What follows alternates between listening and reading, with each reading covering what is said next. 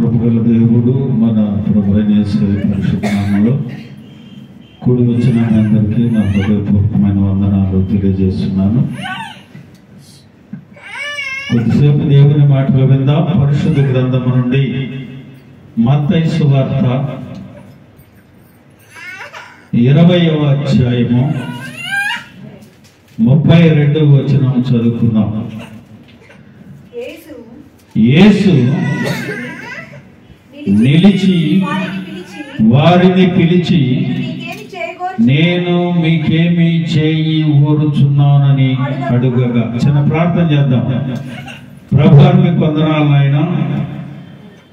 ఇప్పటి వరకు జరిగిన ప్రతి కార్యంలో మీరుండి మమ్మల్ని నడిపించి బలపరిచారు, మీకు స్తోత్రాలు. అలాగనే తండ్రి, కొద్దిసేపు నీ మాటలు వినాలని ఆశతో ఉన్నా. ఈ చదవబడిన లేఖన భాగం నీ బిడ్డలకు వివరించే జ్ఞానం నాకు లేదు బాబు.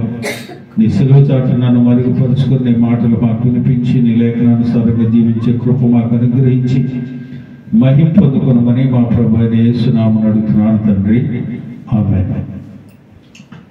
ప్రియమైన దేవుని బిడ్డలారా, చదవబడిన లేఖన భాగంలో యేసు నిలిచి వారిని పిలిచి, నేను మీకేమి చేయబోరుచున్నానని అడుగగా. యేసు నిలిచి వారిని పిలిచి. జరిగిన సంగతి ఏమిటి అని మనం ఆలోచన చేస్తే, ఎరుకో నుండి వెళుతా ఉన్నాడు యేసయ్య. బహు జన సమూహము ఆయనను వెంబడిస్తూ ఉంది. త్రోవ పక్కన ఇద్దరు గుడ్డివారు కూర్చొని ఉన్నారు. ఆయన మార్గము గుండా వెళుచున్నారని వారు విని, యేసు, దావీదు కుమారుడా, మమ్మల్ని కరుణించమని కేక వేశారు. అక్కడ ఉన్న జనసమూహం అంతా వారిని నివారించారు. కానీ వీరు మాత్రం వదలలేదు. ఆయన ఎప్పుడైతే వీరు కేక వేశారో, ఆయన్ని పిలిచారో, అక్కడ జరిగిన మనం చదువుకున్న సంఘటన ఏంటంటే, ఆ కేక విని ఆయన నిలిచి వారిని పిలిచి. ఎప్పుడు నిలిచాడు, ఎప్పుడు పిలిచాడు అని మనం ఆలోచన చేస్తే, ఆయన ఎప్పుడు నిలిచాడు? ఒక మనిషి వెళతా ఉన్నాడండి, పిలిస్తే ఆగుతాడా? పిలవకుండా ఆగుతాడా? ఆ వెళ్ళే మనిషిని పిలిస్తేనే ఆగుతాడు, పిలవకుండా ఆగడు. అలాగనే యేసయ్య కూడా పిలిస్తేనే వస్తాడు. హల్లెలూయా. ఇక్కడ పిలిస్తేనే ఆగాడైనా.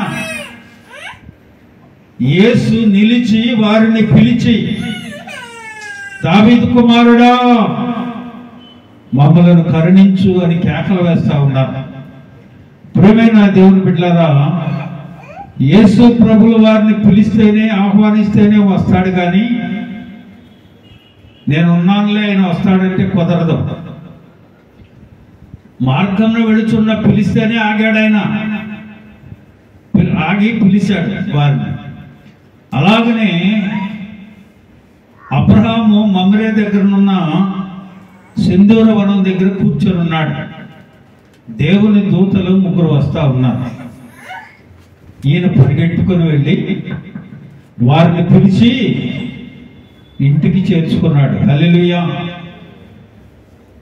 ఈ ఇద్దరు గుడ్డివారు పిలిచినప్పుడు ఆయన నిలిచి, నేను మీకేమి చేయబోరుచున్నానని అడిగినప్పుడు వారు చూపు పొందారు. హల్లెలూయా.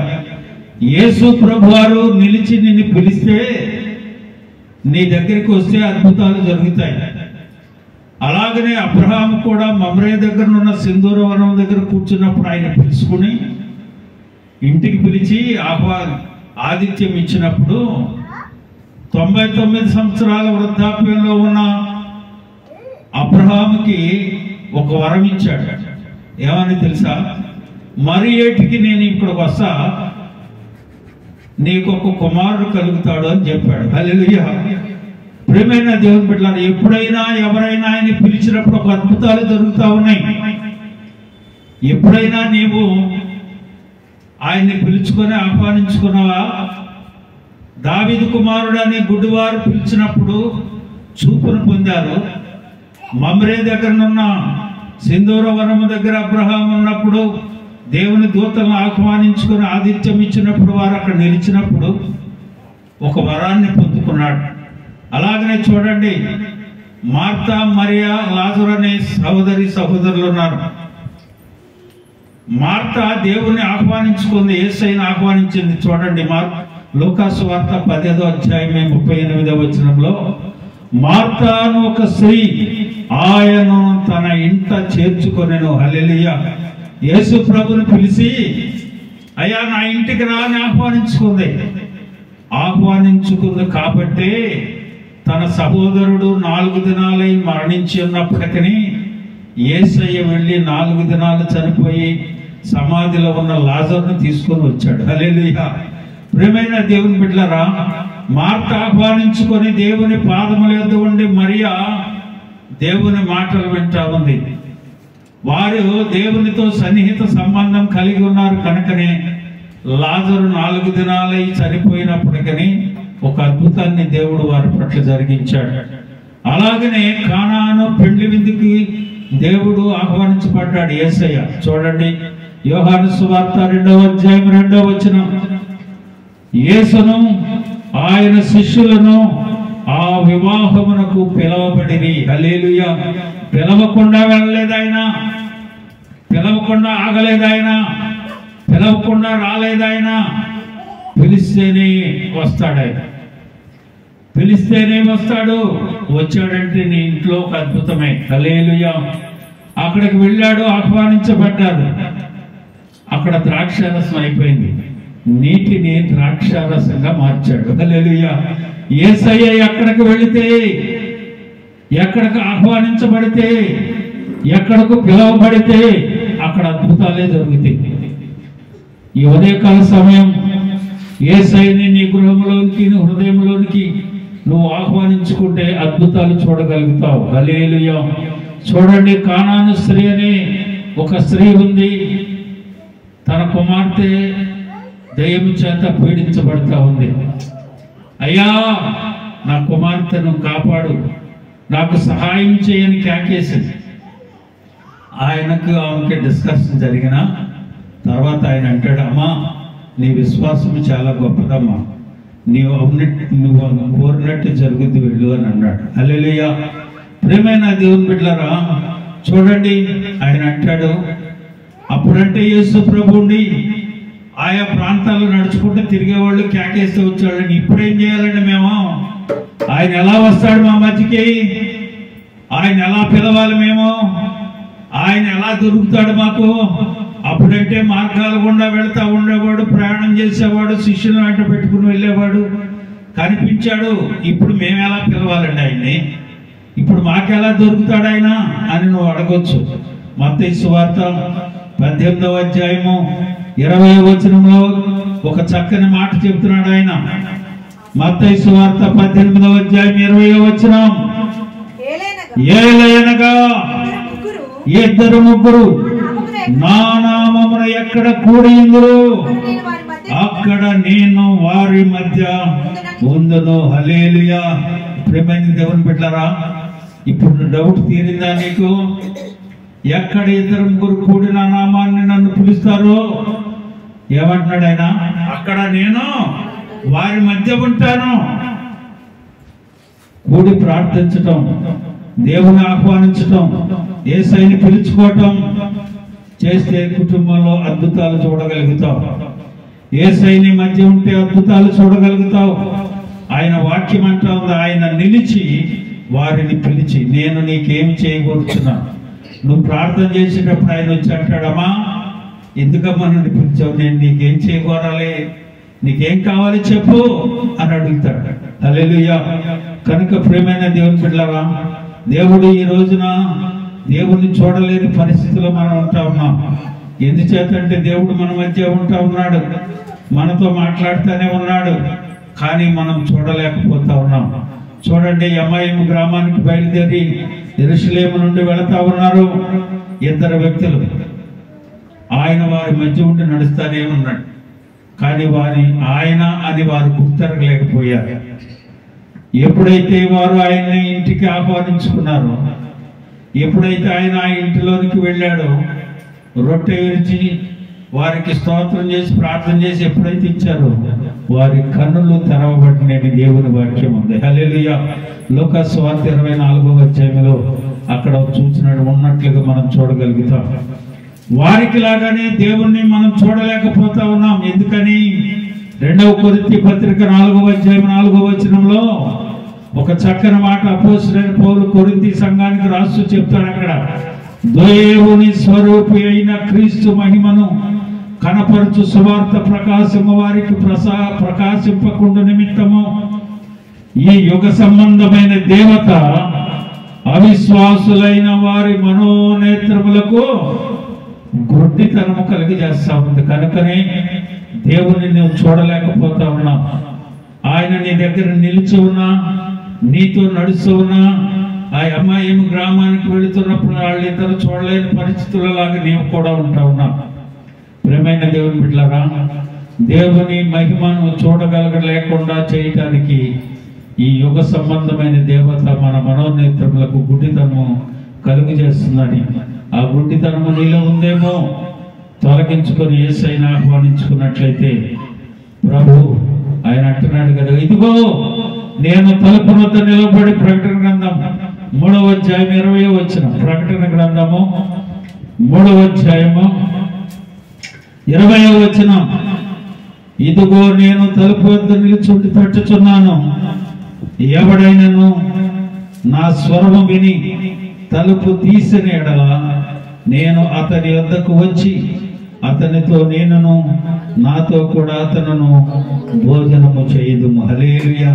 ప్రియమైన దేవుని బిడ్డలారా, హృదయం అనే తలుపు తడతా ఉన్నాడు యేసయ్య. తలుపు తీస్తే, నువ్వు ఆయన పిలిస్తే నీతో కూడా ఆయనతో కూడా నీవు ఉంటావని ఈ ఉదయకాల సమయం దేవుని వాక్యము సెలవిస్తా ఉంది. చూడండి, ఏబు గ్రంథంలో ఏబు ఒక మాట అంటాడు. చూడండి, 9వ అధ్యాయము 11వ వచనంలో, ఏబు గ్రంథము 9వ అధ్యాయము 11వ వచనం, ఇదిగో ఆయన నా సమీపమును నడిచిపోతున్నాడు గాని నేను ఆయనను కనుగొనలేను, నా చేరువన పోతున్నాడు గాని ఆయన నాకు కనపడడు. ఎందుకు కనపడలేదు? ఆయన ఎందుకు నువ్వు చూడలేకపోతున్నావు? ఈ యుగ సంబంధమైన దేవత నీ మనోనేత్రములకు గుడ్డితనము కలుగు చేసింది కనుక ఆయన పక్కనున్నా కనుగోలేకపోతున్నావు, ఆయన నీతో ఉన్నా చూడలేకపోతా ఉన్నావు. ప్రియమైన దేవుని బిడ్డలారా, ఈ ఉదయకాల సమయం ప్రభు మనతో మాట్లాడుతున్నాడు. ఆయన అంటూ ఉన్నాడు కదా, చూడండి, యెషయా గ్రంథము 43వ అధ్యాయము 8వ వచనములో ఆయన అంటూ ఉన్నాడు, అయ్యా నేను వారి పక్కన ఉన్న వాళ్ళ చూడలేకపోతున్నారు కదా, ఆయన నేను నడుచున్న కనుగొనలేకపోతున్నారు కదా, కనులుండి అందులైన వారిని, చెవులుండి బదులైన వారిని తీసుకొని రండి నా యొద్దకు. తీసుకొని రావాలట. ప్రియమైన దేవుని బిడ్డలారా, ఈ ఉదయకాల సమయం దేవుని వాక్యంతో మనతో మాట్లాడుతున్నాడు. నేను నీ యొద్ద ఉన్నా, నువ్వు చూడలేకపోతున్నావు. నేను నీతో మాట్లాడుతున్నా, తలుపు కొడుతున్నా, తీయలేకపోతున్నా. కనుక కన్నులుండి చూడలేని వారిని, చెవులుండి వినలేని వారిని నా యొద్దకు తీసుకొని రండి. ప్రయాసపడి భారం మోసుకున్న సమస్త జనులారా నా యొద్దకు రండి, నేను మీకు విశ్రాంతిని కలుగు చేస్తాను. హల్లెలూయా. కనుక ప్రియమైన దేవుని బిడ్డలారా, ఈ ఉదయకాల సమయం దేవుడు నిన్ను నన్ను మనందరిని పిలుస్తా ఉన్నాడు. ఒకవేళ నీతో ఉన్నా చూడలేకపోతున్నావేమో, మాట్లాడుతున్నా వినలేకపోతున్నావేమో, చెవిటి వారిలేక బెదిరిలాగా ఉంటా ఉన్నావేమో. ఆయన అంటున్నాడు, తలుపు నొద్ద నుండి నేను తడుతా ఉన్నాను, నీ పక్కనే ఉండి నడుస్తా ఉన్నా, కానీ నువ్వు చూడలేకపోతున్నావు. ఒకవేళ ఆలో ఉంటే రా నా యొద్దకు. ప్రయాసపడి భారం మోసుకున్న సమస్య జనులారా నా యొద్దకు రండి, నేను మీకు విశ్రాంతిని కలుగు చేస్తానని దేవుడు ఈ ఉదయకాల సమయం సెలవిస్తూ ఉన్నాడు. ఆయన సముద్ర తీరమున నడుస్తున్నప్పుడు పేతురు, ఆంద్రేయ వలలు కడుక్కుంటూ ఆ ధోరణుల దగ్గర ఉన్నప్పుడు ఆయన అంటున్నాడు, ఆయన నా వెంబడి రండి, నేను మిమ్మల్ని మనుషులను పట్టి జాలరులుగా చేస్తాను. హల్లెలూయా. వెంటనే వారు వాళ్ళలో ధోని విడిచి యేసయ్యను వెంబడించినట్లుగా చూస్తా ఉన్నాం. అలాగే జెబెదయి కుమారులు కూడా చెప్పాడు ఆయన, వారిని కూడా అన్నాడు, మీరు రండి, మిమ్మల్ని మనుషులను బట్టి జాలరులుగా చేస్తాను. ప్రియమైన దేవుని బిడ్డలారా, 19వ అధ్యాయం లూకాసు వార్తలో జక్కయ్యను చూస్తాం మనం. ఆయన అంటూ ఉన్నాడు కదా, జక్కయ్య దిగు, నేడు నేను నీ ఇంట ఉండవలసి ఉంది. హల్లెలూయా. ప్రియమైన దేవుని బిడ్డలారా, యేసయ్య ఈ ఉదయకాల సమయం మనతో మాట్లాడుతున్నాడు. ఆయనలో నువ్వు నిలిచి ఉంటే, ఆయనతో నువ్వు ఉంటే ఏమవుతుందో తెలుసా? యోహాను సువార్త 15వ అధ్యాయము 4-5 వచనాలు చూడండి. ద్రాక్షావల్లిని నేను, తీగలు మీరు, ఎవడు నా యందు నిలిచి ఉండునో, నేను ఎవరి యందు నిలిచిందునో వాడు బహుగా ఫలించును. ఫలిస్తాడట. నాకు వేరుగా ఉండి మీరేమీ చేయలేరు. ఎవడు నా యందు నిలిచి ఉండునో, నేను ఎవరి యందు నిలిచి ఉండునో. ఇక్కడ వాక్యం ఏమనుంది? ఆయన నిలిచి వారిని పిలిచి. ఎందుకు పిలిచాడు? ఆయనలో ఉండట, బహుగా ఫలించుతాడు. కనుక ఈ ఉదయకాల సమయం ఆయన యందు నిలిచి ఉండాలి, ఆయనలో నీవు ఉండాలి. 1 యోహాను పత్రిక 4వ అధ్యాయం 2వ వచనం చూడండి. మనము ఒకరినొకడు ప్రేమించిన యెడల దేవుడు మన యందు నిలిచి ఉండును. ఎవరు యందు నిలిచి ఉంటాడట? ఎవరు ఆయన యందు ఉంటాడు? ఎవరి యందు ఆయన ఉంటాడు? వాడు బహుగా ఫలిస్తాడు. ఒకరినొకరు ప్రేమించిన యెడల దేవుడు మన యందు నిలిచి ఉండును. ఎవరి యందు నిలిచి ఉంటాడట? ఒకరి ఎడల ఒకరు ప్రేమ కలిగిన వ్యక్తులలో దేవుడు నిలిచి ఉంటాడు. 1 యోహాను పత్రిక 4వ అధ్యాయం 15వ వచనం. యేసు దేవుని కుమారుడని ఎవడు ఒప్పుకొనునో వానిలో దేవుడు నిలిచి ఉండను. హల్లెలూయా. ఎవరిలో నిలిచి ఉంటాడో? ప్రేమ కలిగిన వ్యక్తిలో, ఆయనలో నిలిచి ఉండేవాడిలో దేవుని కుమారుడని ఎవరు ఒప్పుకుంటాడో వారి యందు దేవుడు నిలిచి ఉంటాడట. ప్రేమ యందు నిలిచి ఉండేవాడు 4:16లో, ప్రేమ యందు నిలిచి ఉండేవాడు దేవుని యందు నిలిచి ఉండేవాడు, దేవుని యందు నిలిచి ఉండేవాడు దేవుని వాని యందు నిలిచి ఉండను. హల్లెలూయా. ప్రియమైన దేవుని బిడ్డలారా, ఈ ఉదయకాల సమయం దేవుడు నీలో నిలిచి ఉండాలి. నీవు నీ దేవునితో నిలిచి ఉండాలంటే, నువ్వు బహుగా ఫలించాలి అంటే ఆయనలో నీవు ఉండాలి. ఎక్కువగా నువ్వు దేవుణ్ణి ప్రేమించేవాడిగా ఉండాలి, ఒకరినొకడు ప్రేమించేవాడిగా ఉండాలి, యేసే దేవుడని ఒప్పుకొనివాడై ఉండాలి. అంతేకాదు, చివరిగా ఒక వాక్యాన్ని చూసి ముగిస్తాను చూడండి. యోహాను సువార్త 6వ అధ్యాయము 5వ వచనం. యోహాను సువార్త 6వ అధ్యాయం 5వ వచనం. అందరూ తీర్చదవాడు. యోహాను సువార్త 6వ అధ్యాయం 5వ వచనం. కాబట్టి యేసు కన్నులెత్తి బహుజనులు తన యొద్దకు వచ్చుట చూచి, వీరు భుజించుటకు ఎక్కడ నుండి రొట్టెలు కొన్ని తెప్పిద్దుమని ఫిలిప్పును అడిగిన గాని, ఏమి చేయునై ఉండునో తానే ఇరిగి ఉండి అతన్ని పరీక్షించుటకు అలాగడిగాను.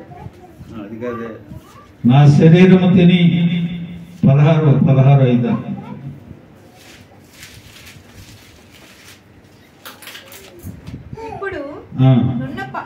ఇప్పుడు నన్ను పంపిన వాని యొద్దకు వెళ్ళుచున్నాను, నువ్వు ఎక్కడికి వెళ్ళుచున్నావని మీలో ఎవడునూ నన్ను అడుగు. నా శరీరము తిని నా రక్తం తాగువాడు నా యందును, నేను వాని యందును నిలిచి ఉందుము అని ఉంటుంది. ప్రేమ యందు నిలుచుండువాడే దేవుని యందు నిలుచుండువాడు, దేవుని యందు నిలుచుండువాడు దేవుని వాని యందు నిలుచుండును. 16వ వచనం. 1 యోహాను పత్రిక 4వ అధ్యాయం 16వ వచనం. 1 యోహాను పత్రిక 4వ అధ్యాయం 16వ వచనం. ప్రేమ యందు నిలుచుండువాడు దేవుని యందు నిలుచుండువాడు,